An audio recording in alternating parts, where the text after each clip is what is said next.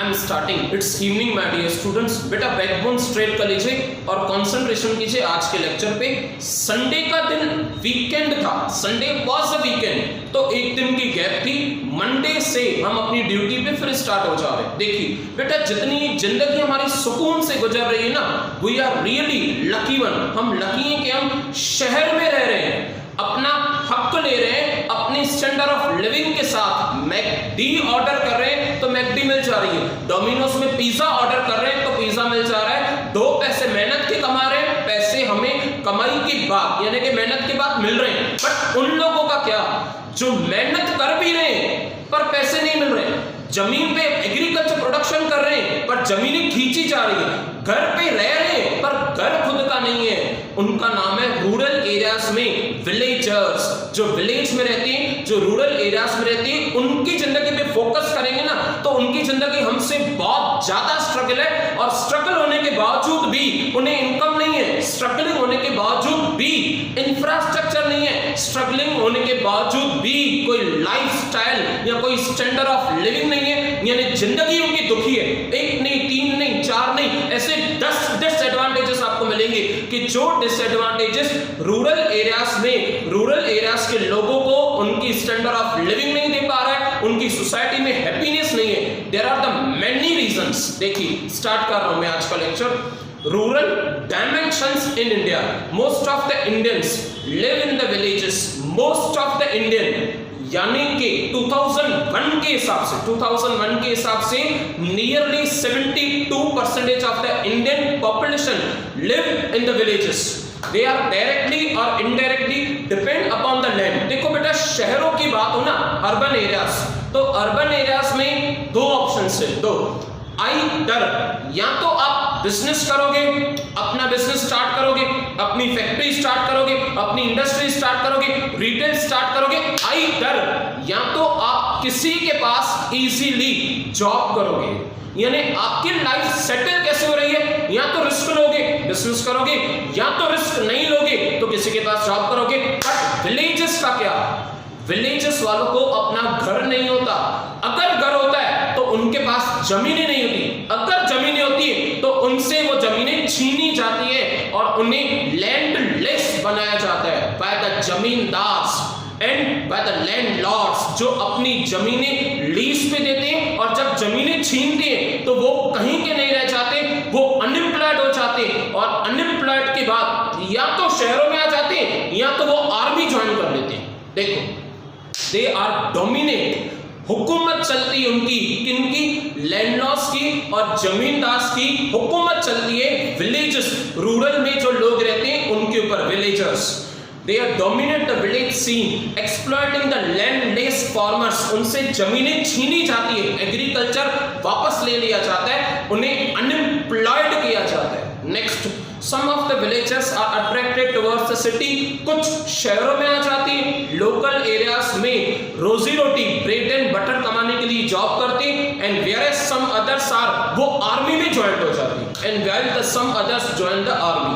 During the elections, the villages vote in the numbers, yet the Indian villages is not governed by the central or any state government or in other authority.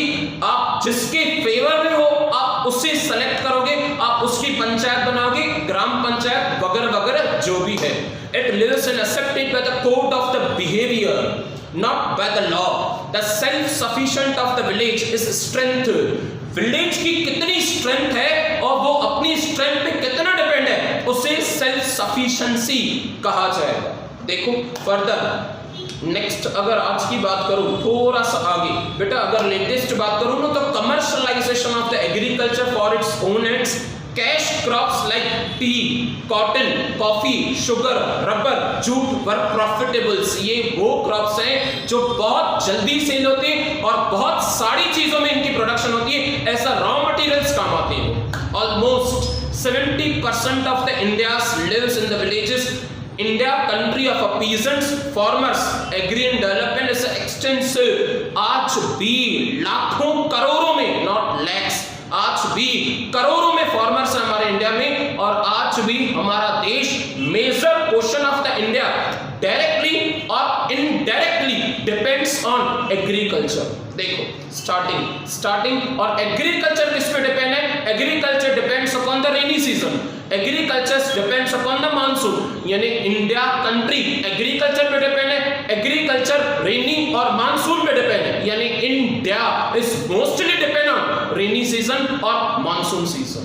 देखो the different futures of the rural India, उनकी जिंदगी कैसी होती है बेटा देख लें, क्योंकि शहर वालों को भी ना ये प्रैक्टिकल एहसास होना चाहिए। It's my bottom of the heart, ये मेरे दिल की बात है, गहराई की, कि हमें ये एहसास तो जरूर होना चाहिए कि फार्मर्स अपने जिंदगी में कितना स्ट्रगल करते हैं। हम 2 वक्त की रोटी कमा तो लेते हैं, पर वो 2 वक्त की खाना, वो 2 वक्त का रोटी वो हमारे लिए प्रोड्यूस कैसे करते हैं, वो एहसास तो होना।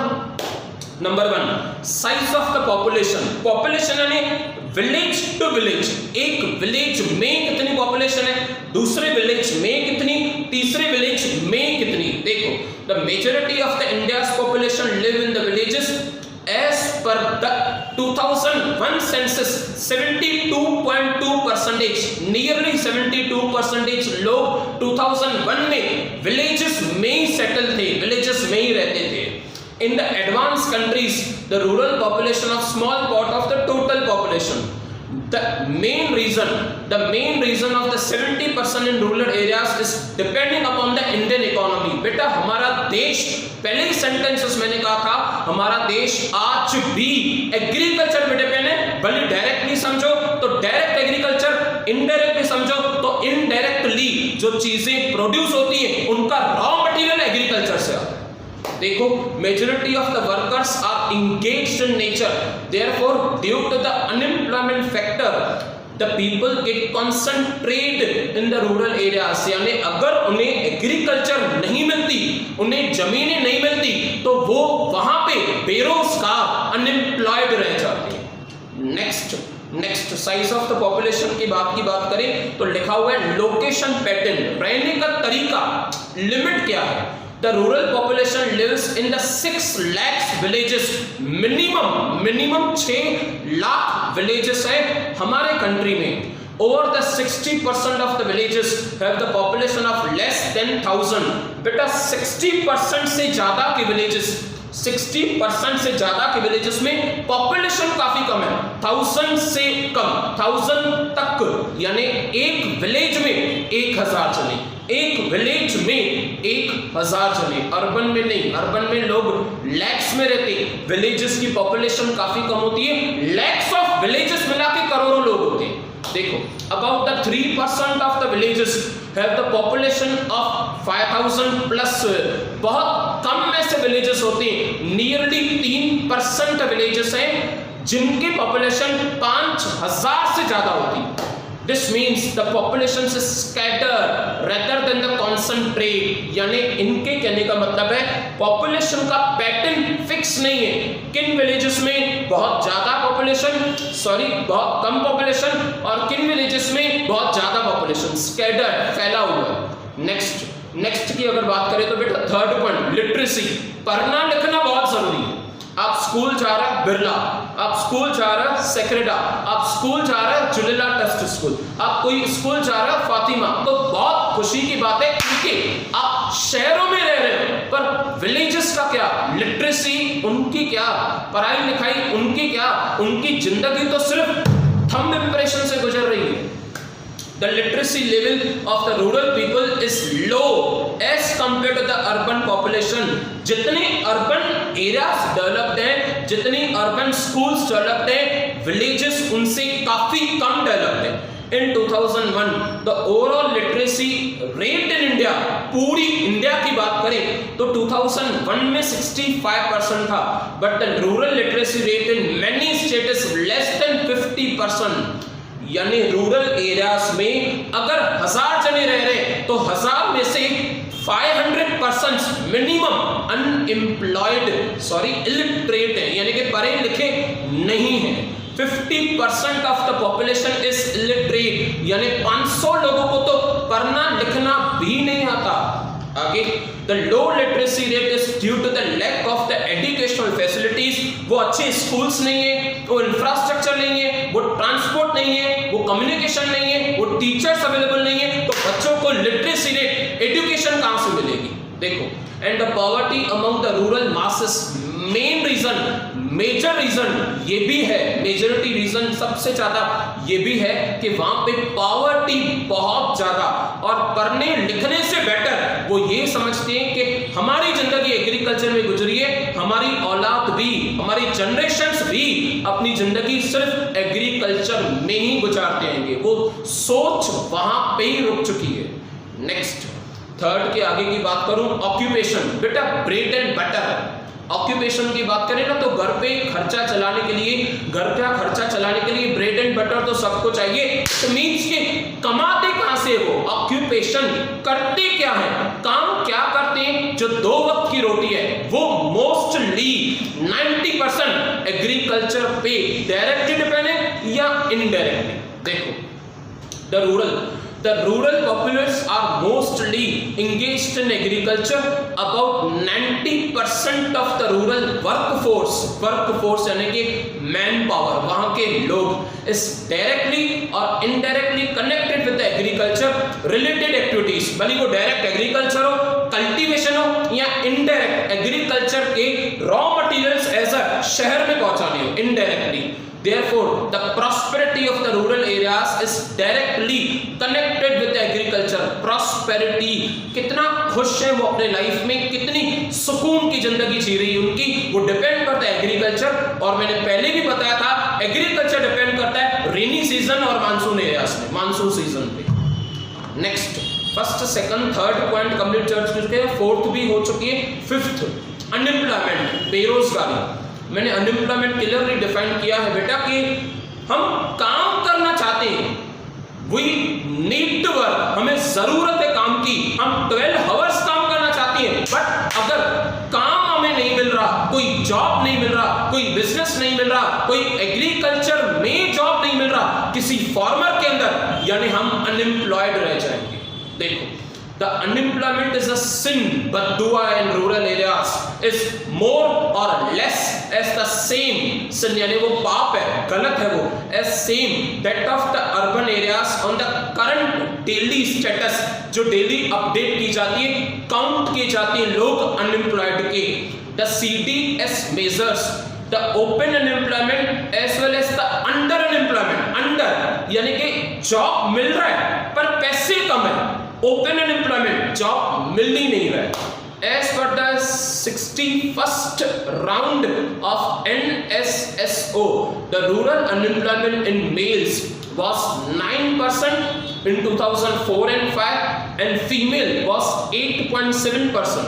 The major cause of the unemployment are population की growth ज़्यादा है, high growth of the population, poor implementation of the employment scheme, कोई ध्यान नहीं दे रहा वहां पे कौन रोजगार है और कौन बेरोजगार है, by the government agencies and seasonal character of agriculture. आप बहुत रिच बन रहे हो 3 महीनों में मैंगोज को कल्टीवेशन करके, उसके बाद आप 9 मंथ्स अनएम्प्लॉयड बन जा रहे हो, आपके पास पैसे हैं पर काम नहीं करने के लिए, 3 महीना बहुत कमाया पर 9 महीने ऐसे ही बैठे हो। क्यों? क्योंकि आपका बिजनेस, आपकी एग्रीकल्चर कल्टीवेशन करती है मैंगोज की, और वो समर सीजन के 3 महीने आप बहुत एम्प्लॉयड होते हो, बाकी 8 से 9 महीने आप अनएम्प्लॉयड हो जाते हो। सीजनल एग्रीकल्चर आपने 11th स्टैंडर्ड में इकोनॉमिक्स में बहुत अच्छे से पढ़ा है। नेक्स्ट, तकलीफें। बेटा तकलीफें बहुत होती हैं उनकी जिंदगी में, सच में भी उनकी जिंदगी, अगर स्ट्रगलिंग लाइफ देखनी हो ना आपको, तो स्ट्रगलिंग लाइफ आप किसान की देखो, स्ट्रगलिंग लाइफ आप फार्मर की देखो, और आपको पता चलेगा how much blessed we are, how much lucky we are. देखो, the main problems of the rural people are low literacy, पढ़ाई लिखाई का रेशो बहुत कम होता है, पॉवर्टी, गरीबी ज्यादा होती है, पढ़ाई लिखाई कम तो गरीबी ज्यादा, या गरीबी ज्यादा तो पढ़ाई लिखाई कम, ये विशियस सर्किल मैंने पहले भी लेक्चर्स में डिस्कस की।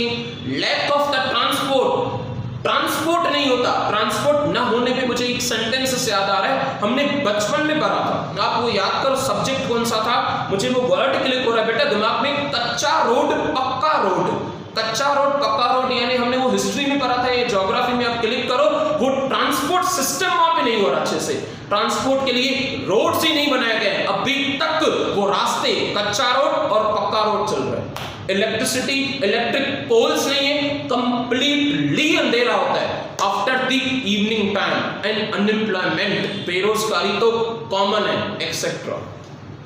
कास्ट, जात पात से भी उन्हें तकलीफें, caste system in Indian villages, the caste system is the wide spread, बहुत फैला हुआ है वो, there is hardly any village without the caste. देखो जिस तरह से आपका घर है, आप घर में कलर लगाओगे तो कलर आपकी चॉइस का होगा, आपका विलेज है तो विलेज में कास्ट आपकी चॉइस की होगी। नेक्स्ट आगे, देयर इज अ इंटरडिपेंडेंस, वही पॉइंट कर रहा हूं, आगे बढ़ रहा हूं, there is a interdependence of the caste in villages due to the specialised occupation, occupation के हिसाब से विलेज डिसाइड किया जाता है और विलेज वाले अपनी पसंद की कास्ट डिसाइड करते हैं, यानी जो कास्ट है वो विलेज पर्टिकुलर एरिया में वो ही कास्ट के लोग रहेंगे। नेक्स्ट, इंटीमेट रिलेशंस यानी face to face, in Indian villages there are face to face relations among the people, normally every person knows each other in the villages। ये थोड़ी अच्छी सी बात है, ये थोड़ी अच्छी सी बात है, अच्छी सी बात मैं अपनी पॉइंट ऑफ व्यू से कह रहा हूं बेटा, शहरों में लोग लाखों में रहते हैं, जानते हुए भी अनजान होते हैं, और वहां पे अनजान भी जानते हैं हमें। I am repeating my sentences, शहरों में लाखों लोग रहते हैं, जानते हुए भी अनजान है, फ्लैट सिस्टम है, और वहां पे अनजान लोग भी हमें जानते हैं। Next, status of the women, female gender का स्टेटस भी वहां पे लो होता है due to their conservative mind, छोटे माइंड की वजह से, कंजर्वेटिव एटीट्यूड, छोटी सोच की वजह से वुमेन का स्टेटस भी लो होता है। The rural women are very much dependent on the men, वो डिपेंड होती है उन पे। The rural women mostly engage in the indoor activities, घर के अंदर के काम, यानी कि हाउसवाइफ ऐसा, they work in the field as well as, वो इंडोर एक्टिविटीज भी करती हैं और एग्रीकल्चर में उन्हें हेल्प भी करती हैं आउटसाइड एज वेल एज।